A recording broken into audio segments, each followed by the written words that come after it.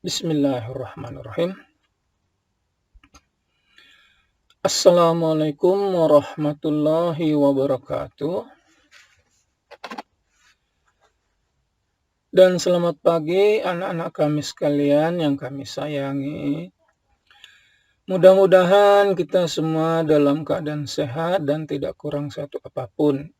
Pertama-tama seperti biasa, mari sama-sama kita panjatkan puji dan syukur kehadirat Tuhan Yang Maha Kuasa, Allah Subhanahu wa Ta'ala, karena kita masih diberi kesehatan dan kesempatan untuk melanjutkan mata pelajaran kita PPKN. Untuk tidak memperpanjang waktu, kita langsung saja ke slide yang pertama, yaitu slide judul. Ini judulnya sudah kita bahas serba sedikit pada video atau pertemuan kita yang telah lalu. Jadi untuk slide judul ini tidak usah kita perpanjang lagi. Demikian juga untuk kompetensi inti, itu sudah kita bahas serba sedikit waktu itu pada pertemuan sebelumnya. Kompetensi dasar juga sudah kita bahas serba sedikit pada video atau pertemuan sebelumnya. Indikatornya juga sudah kita bahas serba sedikit pada pertemuan sebelum ini. Nah, oleh karena itu kita langsung saja kepada materinya supaya kita tidak memperpanjang waktu lagi. Nah, kalau pada pertemuan sebelumnya kita membahas bagian A ya, yaitu sistem hukum di Indonesia. Sekarang kita membahas bagian B. Dan kita rencanakan yang mau kita bahas hari ini adalah bagian B dan bagian C. Bagian B-nya kita sudah tahu mencermati peranan lembaga-lembaga peradilan. Peranan lembaga-lembaga peradilan. Kita lihat langsung saja kepada peranan lembaga-lembaga peradilan ini ya. Kita lihat di slide ya. Ada yang mau kita bahas 1, 2, 3, 4. Ada 4 yang mau kita bahas. Nah, ini kita bahasnya hanya sekilas saja. Kita langsung masuk ke pengadilan negeri. Nah, di sini ada kata pengadilan, di sini ada kata peradilan. Nah, apa sih perbedaan dari peradilan dengan pengadilan? Mungkin kalian berpikir demikian sepintas lalu ya. Jadi kita katakan peradilan itu adalah proses dalam rangka hukum dan keadilan. Artinya proses untuk mencari keadilan. Jadi peradilan itu adalah prosesnya untuk mencari keadilan. Sementara pengadilan adalah lembaganya atau badannya ya. Lembaganya, tempat untuk mencari keadilan. Jadi pengadilan tadi apa? Lembaga tempat subjek hukum untuk mencari keadilan. Jadi kalau peradilan itu prosesnya, pengadilan itu lembaganya. Kita lihat yang pertama, pengadilan negeri. Pengadilan negeri yang mau kita bahas apanya? Fungsinya, tugasnya, wewenangnya. Yang kedua, pengadilan tinggi, apa yang mau kita bahas? Fungsinya, tugasnya, wewenangnya. Mahkamah Agung, apa yang mau kita bahas? Fungsinya, tugasnya, wewenangnya. Mahkamah Konstitusi, demikian juga. Nah, di sini muncul lagi istilah-istilah. Apa sih itu fungsi? Apa itu tugas? Apa itu wewenang? Apa itu peranan? Ini bahasa Indonesia sekaligus bahasa hukum ya. Kalau misalnya dibilang fungsi itu biasanya adalah guna atau kegunaan sesuatu hal. Fungsi tadi apa? Guna atau kegunaan sesuatu hal. Sedangkan tugas adalah kewajiban. Tugas adalah kewajiban, tanggung jawab dalam pekerjaan. Sedangkan wewenang adalah hak dan kekuasaan untuk bertindak sesuatu. Ya kan? Kemudian kalau peranan, peranan itu adalah sesuatu tindakan yang diambil karena kedudukannya. Sesuatu tindakan yang diambil karena kedudukannya, sebagai apa dia. Tindakannya itulah yang disebut dengan peranannya dalam suatu sistem. Nah, itu bahasa Indonesia sekaligus bahasa hukum ya. Nah, kita lihat yang pertama, pengadilan negerinya. Ini yang kedua nanti pengadilan tinggi, yang ketiga Mahkamah Agung, yang keempat Mahkamah Konstitusi. Kita lihat slide berikutnya ya. Ini dia. Untuk pengadilan negeri biasa juga disebut orang sebagai tingkat pertama, pengadilan tingkat pertama. Nah, ini pengadilan negeri ini biasanya berada di daerah ya, bukan di pusat, dia berada di daerah, yaitu tepatnya di kabupaten. Nah, apa fungsi pengadilan negeri adalah memeriksa tentang sah atau tidaknya suatu penangkapan atau penahanan yang diajukan oleh tersangka kepada ketua pengadilan dengan menyebutkan alasan-alasannya. Nah, ini sebenarnya katakanlah fungsi salah satu fungsinya ya, karena sebenarnya kalau kita lihat fungsi atau guna dari pengadilan negeri ini bisa juga kita uraikan menjadi beberapa fungsi ya. Misalnya ada fungsi mengadili, ada fungsi administrasi, ada fungsi pengawasan, ada fungsi pembinaan, ada fungsi pertimbangan, ada fungsi nasihat, ada fungsi pengelolaan barang milik negara, ada fungsi penyampaian laporan. Nah, jadi banyak fungsinya sebenarnya ya. Fungsi pengadilan negeri itu banyak ya. Sementara tugas dan wewenang pengadilan negeri, ini tugas pokoknya ya. Tugas pokok dari pengadilan negeri adalah yang pertama memeriksa, ya kan? Memeriksa, kemudian memutus dan menyelesaikan perkara pidana dan perdata pada tingkat pertama. Jadi kalau mau ada kasus umpamanya pidana atau perdata mau diajukan ke pengadilan, dia ke pengadilan negeri dulu, tidak boleh langsung ke pengadilan di atasnya, apalagi sampai ke Jakarta, itu tidak boleh. Dia harus tingkat pertama, yaitu pengadilan negeri, pengadilan sipil ya. Nah, apa yang kira-kira menjadi prioritas utama yang diperiksa oleh pengadilan negeri? Itu biasanya adalah jenis-jenis kasus korupsi, terorisme, narkotika. Nah, itu biasanya didahulukan ya, diutamakan ya, daripada kasus-kasus yang lebih ringan. Nah, kita lihat lagi untuk slide berikutnya. Kita karena seperti tadi saya katakan, kita hanya membahasnya sepintas lalu saja ya. Tidak harus mendalam sekali, pokoknya serba tahu sedikit sudah alhamdulillah ya.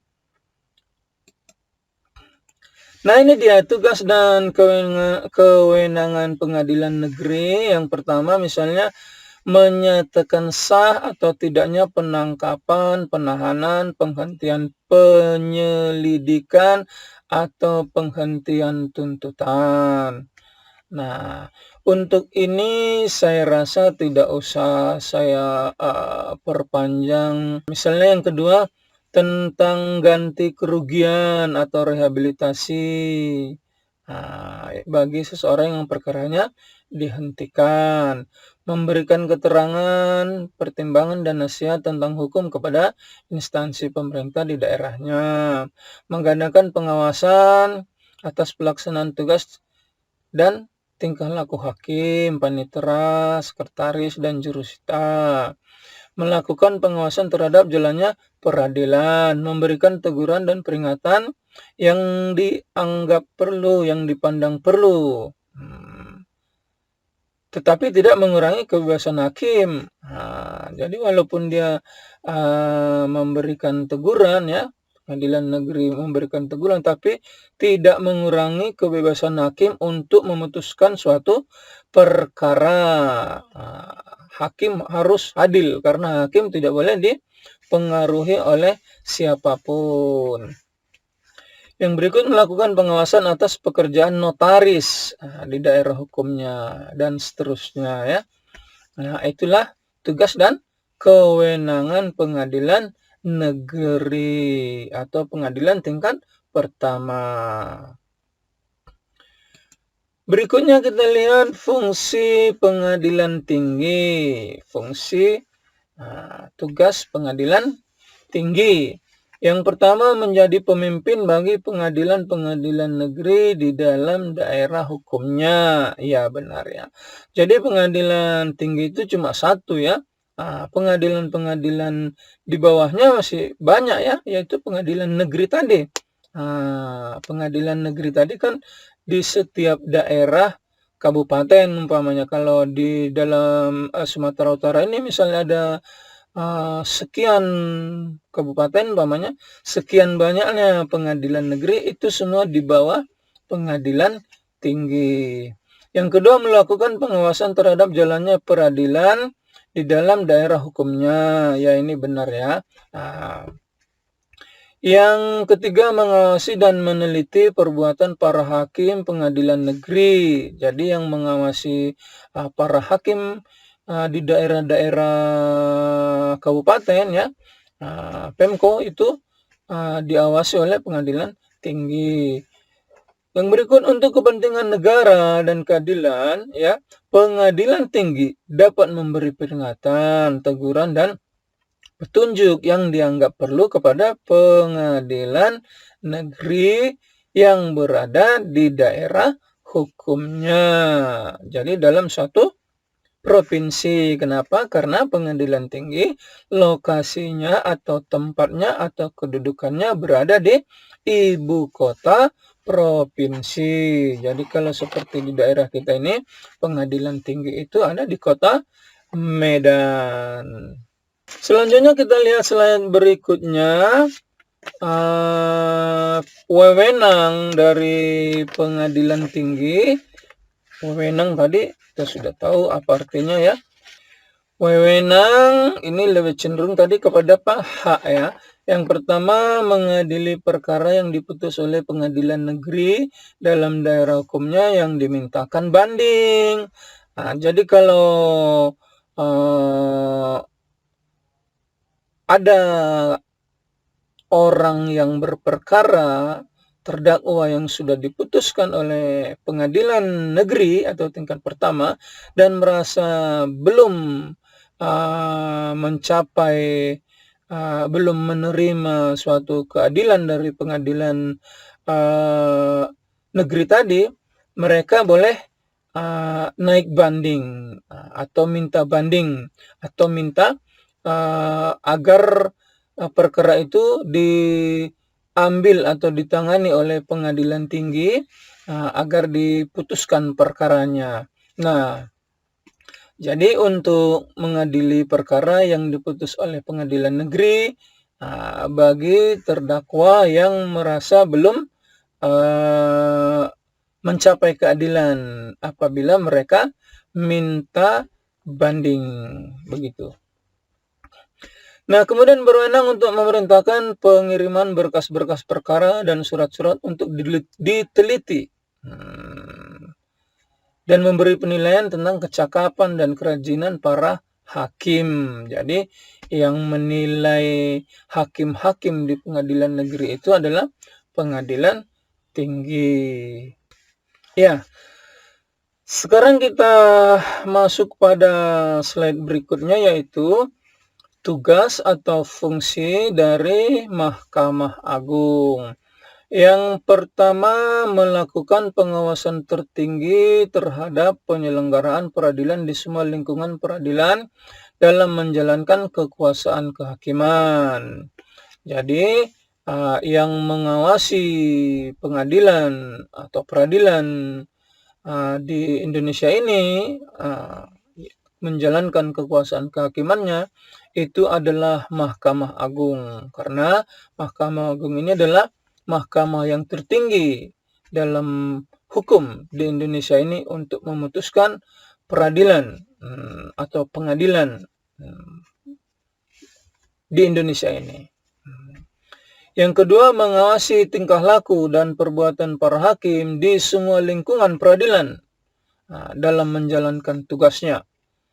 Sekali lagi, karena Mahkamah Agung ini adalah mahkamah hukum yang tertinggi, berarti di semua lingkungan peradilan ada di bawah Mahkamah Agung. Yang ketiga, mengawasi dengan cermat semua perbuatan-perbuatan para hakim di semua lingkungan peradilan. Jadi, setelah tadi melihat jalannya tugas hakim, juga dia mengawasi perbuatan-perbuatan hakimnya.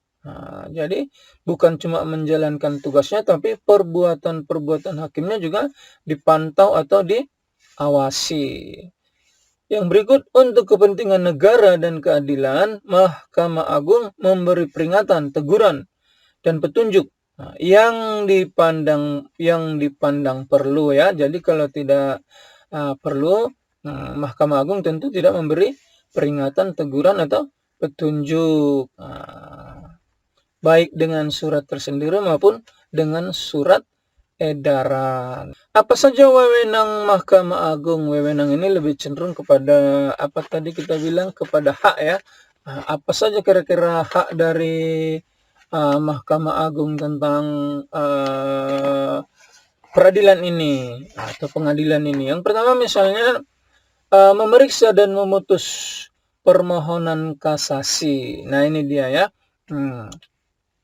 Jadi kalau dari tingkat pertama tadi atau dari pengadilan negeri tadi, apabila seseorang yang terdakwa merasa belum memperoleh keadilan, dia bisa mengajukan naik banding ke pengadilan atau peradilan di atasnya, yaitu pengadilan tinggi yang berada di ibu kota provinsi. Nah, apabila sudah diputuskan oleh pengadilan tinggi di ibu kota provinsi, tapi yang berperkara tadi atau terdakwa tadi belum merasa memperoleh keadilan, beliau masih bisa mencari keadilan di lembaga peradilan yang paling tinggi di Indonesia, yaitu Mahkamah Agung. Nah, permohonannya untuk naik ke Mahkamah Agung itu biasa disebut dengan kasasi. Jadi kalau dari tingkat pertama tadi ke pengadilan tinggi disebut banding, dari pengadilan tinggi ke Mahkamah Agung disebut kasasi. Jadi kasasi atau Mahkamah Agung ini adalah tingkat terakhir di semua lingkungan peradilan, tidak ada lagi di atas Mahkamah Agung. Yang kedua, memeriksa dan memutus sengketa tentang kewenangan mengadili. Ya, ini kewenangan mengadili kadang terjadi kerancuan, apakah di daerah A, apakah di daerah B. Nah, apabila ada terjadi seperti itu, maka biasanya yang memutuskan adalah Mahkamah Agung. Yang ketiga, memeriksa dan memutus permohonan peninjauan kembali putusan pengadilan yang telah memperoleh kekuatan hukum tetap. Yang ketiga, menguji secara material hanya terhadap peraturan perundang-undangan di bawah undang-undang. Jadi, Mahkamah Agung bisa menguji secara material, ya. Bisa menguji material peraturan perundang-undangan di bawah undang-undang. Jadi di atas undang-undang, MA tidak berhak mengujinya. Yang berikut meminta keterangan tentang hal-hal yang bersangkutan dengan teknis peradilan di semua lingkungan peradilan. Yang berikut memberi teguran atau peringatan yang dipandang perlu. Sekali lagi yang dipandang perlu ya, kalau tidak perlu tidak usah diberi teguran, tidak usah diberi peringatan. Yang berikut memeriksa dan memutus permohonan peninjauan kembali pada tingkat pertama dan terakhir atas putusan pengadilan yang telah memberikan kekuatan hukum tetap. Jadi walaupun sudah diputuskan oleh hakim hukum yang tetap, tetapi Mahkamah Agung bisa memeriksa dan memutus permohonan peninjauan kembali. Nah, itulah wewenang dari Mahkamah Agung. Sekarang kita lanjutkan kepada slide berikutnya. Nah, sekarang kita masuk ke Mahkamah Konstitusi. Mahkamah Konstitusi sesuai Undang-Undang Nomor 24 Tahun 2003 memiliki wewenang dan kewajiban. Berarti wewenang itu lebih cenderung kepada hak ya, dan kewajiban. Apa wewenangnya? Mengadili pada tingkat pertama dan terakhir. Mengadili pada tingkat pertama dan terakhir. Artinya tidak ada lagi peradilan di bawah Mahkamah Konstitusi dan tidak ada lagi peradilan di atas dari Mahkamah Konstitusi. Jadi Mahkamah Konstitusi adalah hanya satu lembaga. Berbeda dengan Mahkamah Agung tadi, ada beberapa lagi di bawahnya. Peradilan di bawahnya. Sementara Mahkamah Konstitusi tidak ada. Dia adalah peradilan tingkat pertama dan terakhir. Jadi keputusannya adalah final. Misalnya untuk menguji undang-undang terhadap undang-undang dasar. Nah, menguji undang-undang terhadap undang-undang dasar. Sementara tadi kalau Mahkamah Agung menguji peraturan perundang-undangan di bawah undang-undang. Sedangkan Mahkamah Konstitusi menguji undang-undang terhadap undang-undang dasar. Apakah undang-undang itu bertentangan dengan undang dasar atau tidak bertentangan? Nah, itu termasuk tugas dari Mahkamah Konstitusi. Kemudian memutus sengketa kewenangan lembaga negara. Ya, kewenangan yang diberikan Undang-Undang Dasar 45 memutuskan pembubaran partai politik, umpamanya ada ya partai politik yang mau bubar atau tidak bubar umpamanya kan. Itu di Mahkamah Konstitusi dan memutus perselisihan pemilihan umum. Sedangkan kewajibannya adalah memberi putusan atas pendapat DPR mengenai dugaan pelanggaran oleh presiden dan atau wakil presiden. Jadi presiden juga orang biasa ya, wakil presiden juga manusia biasa. Bisa saja melakukan pelanggaran. Bisa saja melakukan pelanggaran. Namun yang memberi keputusan apakah mereka memang betul-betul melanggar Undang-Undang Dasar 45 atau tidak, yang memutuskan itu adalah Mahkamah Konstitusi. Namun siapa yang mengajukan, yang merasa atau yang melihat presiden atau wakil presiden itu melanggar Undang-Undang Dasar 45, itu adalah DPR selaku wakil dari rakyat. Ya, kita sudah selesai masalah yang bagian B. Sekarang kita langsung ke masalah bagian C, yaitu sikap yang sesuai dengan ketentuan hukum.